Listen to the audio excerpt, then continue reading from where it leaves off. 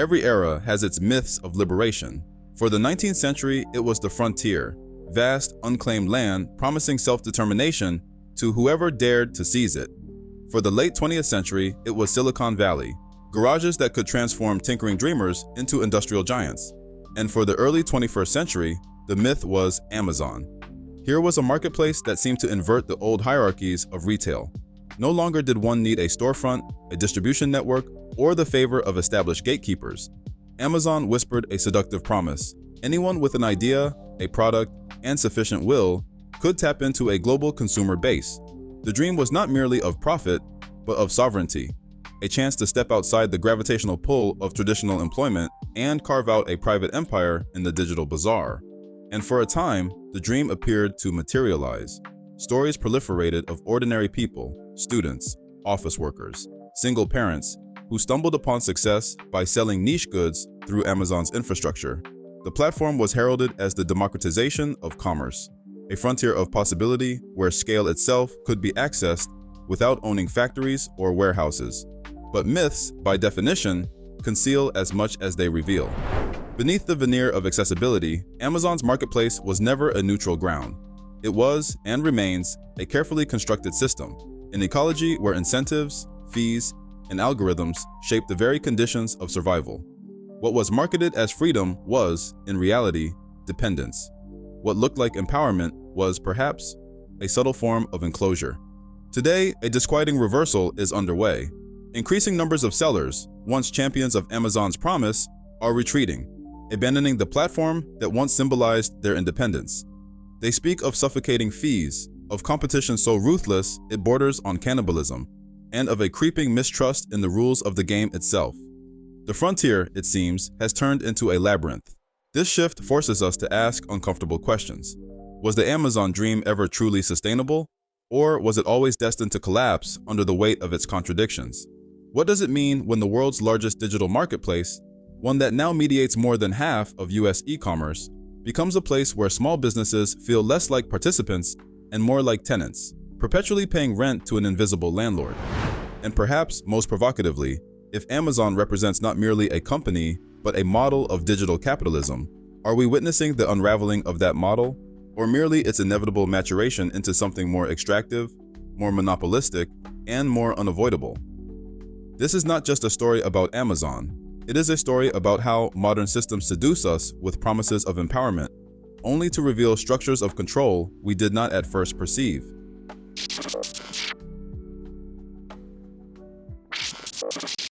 When Amazon first unveiled its third-party marketplace in 2000, it was pitched as an open invitation, a borderless space where merchants of all sizes could thrive alongside the behemoth itself.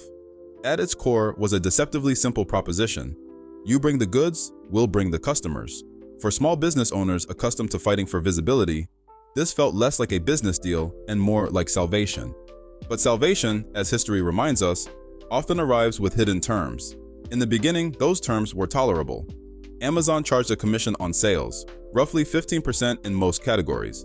Sellers handled their own logistics, while Amazon provided the infrastructure of trust, a seamless checkout system, customer protection policies, and, most importantly, the perception that if it was on Amazon, it was legitimate.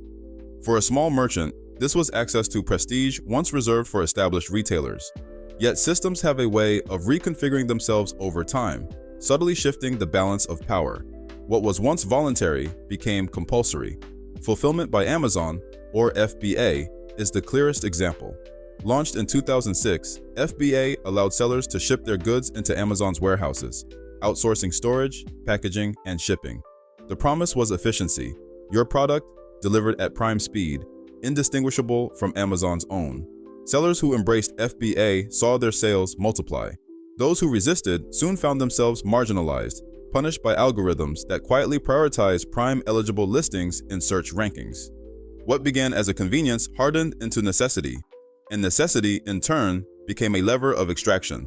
FBA came with its own menu of fees, storage charges that fluctuated with seasonality, fulfillment costs that ate into margins, long-term penalties for unsold inventory. Sellers, once celebrated as independent entrepreneurs, began describing themselves in forums as indentured tenants, unable to leave without forfeiting their customer base, yet slowly bled by the invisible rent of Amazon's infrastructure. The data is sobering. According to Marketplace Pulse, Amazon's average cut of a seller's revenue has swollen to nearly 50% when logistics and advertising are included. This is not a marginal detail. It is the central paradox of the modern marketplace. Sellers are simultaneously the backbone of Amazon's growth and the principal source of its revenue, yet they must surrender half their earnings simply to participate. Consider the metaphor of a toll road. At first, the toll is a minor fee, an acceptable price for a faster, safer journey. But over time, the tolls multiply. There is a fee for peak hours, another for heavy vehicles, a surcharge for maintaining the road, an additional charge for digital signage. Eventually, the traveler realizes that while the road is indispensable, it is also financially inescapable. One either pays or accepts exclusion. Advertising illustrates this logic with brutal clarity. In Amazon's early years, sellers could rely on organic visibility. A well-crafted listing, competitive pricing, and positive reviews were sufficient to secure a place near the top of search results. Today, those days are gone. Sponsored products dominate the first pages of most searches, effectively forcing sellers to purchase visibility that was once free. Advertising costs have soared, up more than 30% since 2020, turning the platform into what some describe as a pay-to-play casino. The irony is palpable. Sellers, lured by the promise of a global audience, must now buy back the very visibility Amazon once provided as a baseline. One Reddit user put it bluntly, "It's like paying rent and then being forced to buy billboards just to point customers to your own store." But the deeper provocation lies not in the numbers, but in what they reveal about power.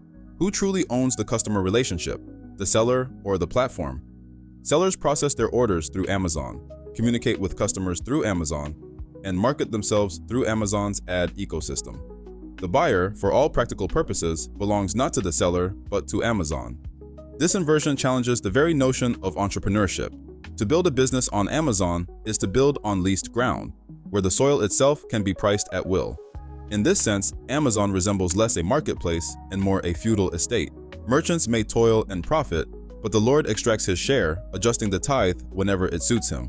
The cost of belonging, then, is not merely financial, it is existential. Sellers who once believed they were building independent brands must confront the reality that their autonomy is, at best, conditional. The Amazon dream, it turns out, was not ownership of a new frontier, but tenancy in a meticulously engineered empire.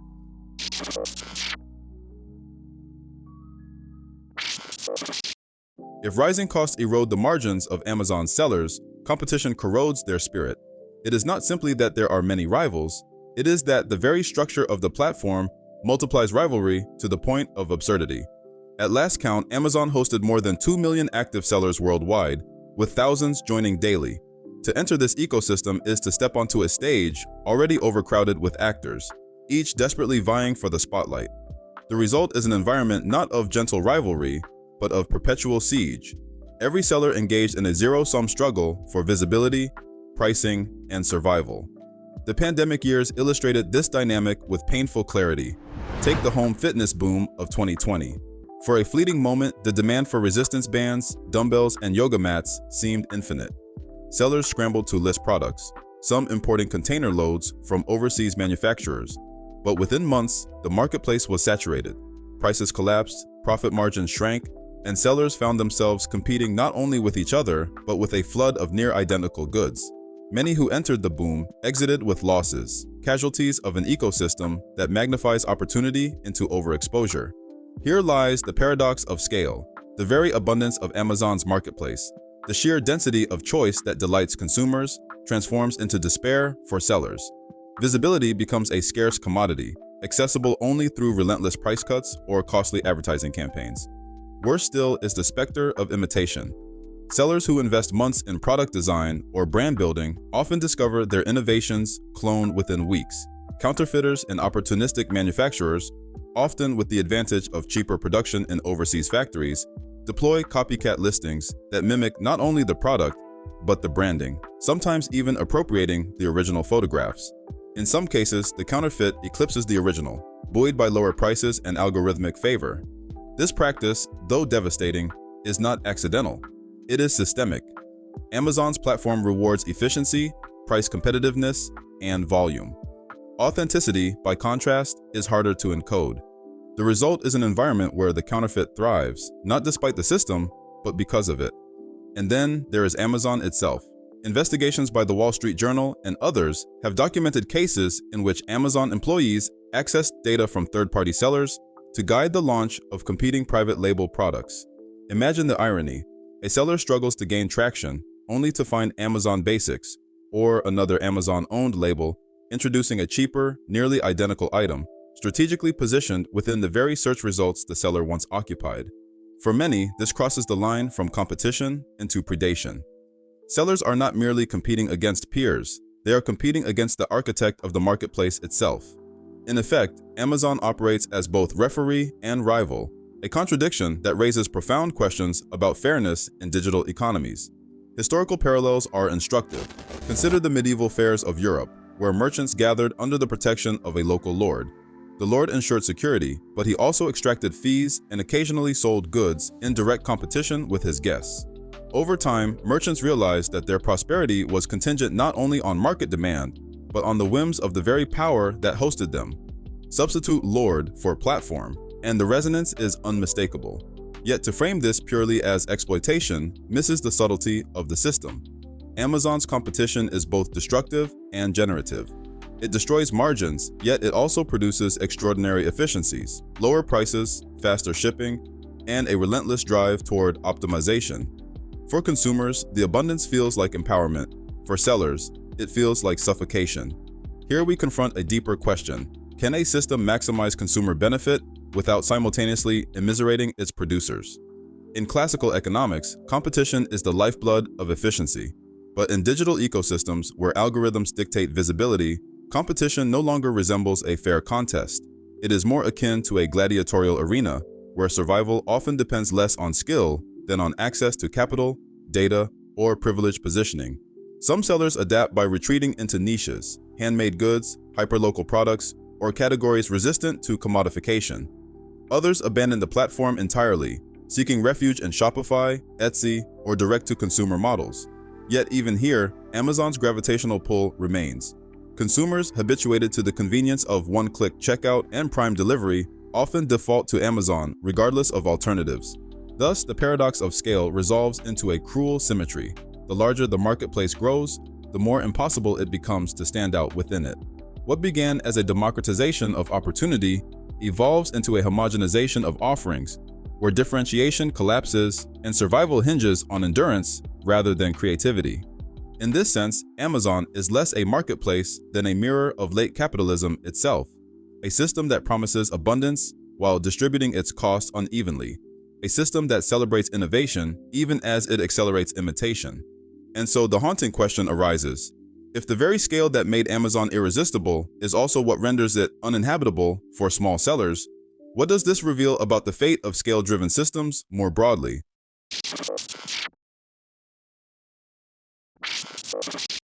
If costs strain the seller's wallet and competition frays their resilience, then trust, its erosion and eventual collapse, attacks something deeper, the very sense of security that sustains participation in any system.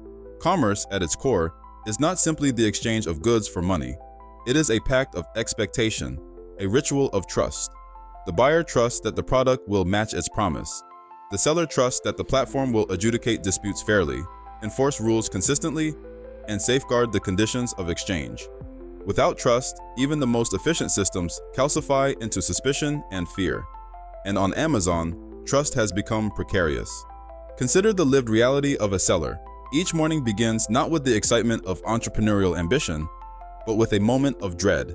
They log into their dashboard, hoping to find orders placed, reviews posted, inventory moving. But there is always the possibility that something else awaits: a notification of suspension, a delisted product, funds placed on hold. For many, this uncertainty is not hypothetical. It is daily life. The mechanisms of enforcement are notoriously opaque. A single customer complaint, sometimes valid, sometimes malicious, can trigger the removal of a listing. Entire accounts can be suspended for vague violations, with little explanation offered. Appeals often vanish into bureaucratic silence. On seller forums and Reddit threads, stories abound of businesses painstakingly built over years evaporating overnight. undone not by market failure, but by procedural fiat. What is striking here is not simply the injustice of individual cases, but the asymmetry of power they reveal. Amazon controls the storefront, the logistics, the customer communication, the advertising pipeline, and the financial flows. Sellers control little beyond their inventory. It is a relationship that resembles not partnership, but dependency. Dependency in economic systems often masquerades as empowerment. Sellers believe they are entrepreneurs, free agents building their own businesses. Yet in reality, they are tenants in a structure whose terms can change unilaterally. They may cultivate a brand, but the customer relationship, the lifeblood of any business, remains mediated by Amazon. The seller cannot email buyers directly, cannot build loyalty outside Amazon's walled garden, cannot fully own the fruits of their labor. This arrangement echoes what political theorists describe as platform feudalism. In medieval Europe, peasants farmed land they did not own, owing allegiance and rent to the local lord. Today, digital merchants build storefronts on platforms they do not control, subject to the shifting decrees of algorithms and policies. The metaphors may be medieval, but the consequences are modern: precarity, fragility, and dependence. Even Amazon's attempts to address bad actors often worsen this fragility. In its battle against counterfeiters, Amazon deploys sweeping enforcement measures that sometimes ensnare legitimate sellers. Sellers who play by the rules discover that they are punished alongside those who flout them. The net is cast wide, and the innocent are caught with the guilty. This paradox undermines the very legitimacy of the system. Trust, once broken, is difficult to restore, and without trust, participation becomes not a rational choice, but a coerced necessity. Merchants remain not because they believe in the system, but because they lack viable alternatives. Yet here lies the intellectual provocation. Is trust even possible in a system where one actor holds disproportionate control?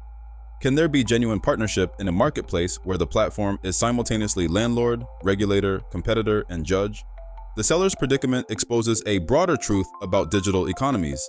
They are often celebrated as decentralized, borderless, and democratized. In reality, they concentrate power in the hands of a few platforms whose rules are largely inscrutable.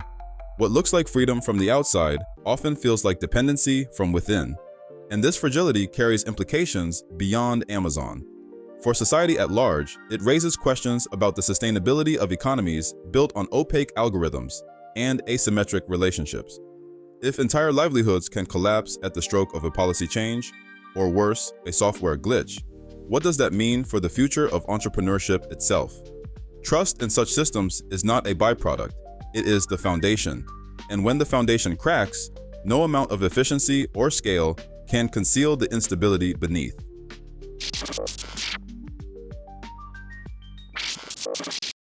In tracing the plight of Amazon's small sellers, we are not merely chronicling a business story. We are glimpsing a parable of the modern economy, its promises, contradictions, and unresolved tensions. On the surface, the narrative seems deceptively simple. Rising fees, relentless competition, and eroding trust drive sellers to the brink. But beneath this surface lies a deeper question. What kind of economic order are we building when marketplaces no longer resemble open forms of exchange, but tightly controlled ecosystems where power flows in only one direction? Amazon is not unique in this regard. Platforms across industries, Uber in transport, Airbnb in housing, YouTube in media, reveal similar dynamics. They promise democratization, yet consolidate control. They offer access, yet erode autonomy. They empower, yet also extract. The tension is not incidental, it is structural. To understand this paradox, we must consider Amazon not only as a marketplace, but as a metaphor.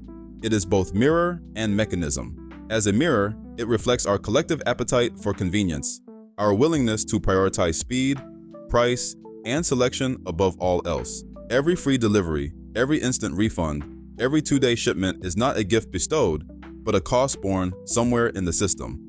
By the warehouse worker sprinting to meet quotas, by the seller squeezed by fees, by the ecosystem strained by logistics. The mirror shows us who we are as consumers, and perhaps what we are willing to overlook. As a mechanism, Amazon actively shapes the conditions of modern commerce. It does not merely host trade, it scripts it. Its algorithms dictate visibility, its policies define legitimacy, its logistics set the tempo of competition. Sellers may believe they are entrepreneurs, but they are, in a sense, characters in a play authored by Amazon, actors who improvise within boundaries set by the stage. This duality, mirror, and mechanism raises unsettling questions. If trust cannot be guaranteed in such systems, what is the long-term cost of dependency? If competition tilts perpetually in favor of the platform, does innovation thrive or wither? If fees escalate without restraint, does entrepreneurship become a privilege reserved only for those with deep capital reserves? Perhaps the most provocative question is not whether small sellers can survive on Amazon, but whether we, as a society, should be comfortable with survival being contingent on the rules of a single platform at all. The story of Amazon's small sellers thus becomes a lens onto larger dilemmas: the fragility of independence in platform economies, the hidden costs of consumer convenience, the concentration of power in digital intermediaries. Amazon will continue to grow, sellers will continue to struggle, consumers will continue to click buy now. But beneath these patterns, something more profound lingers: the recognition that our economic systems are not inevitable, but chosen. And with every purchase, every policy, every decision to remain or to leave, we are, collectively, choosing what kind of commerce and what kind of society we wish to inhabit.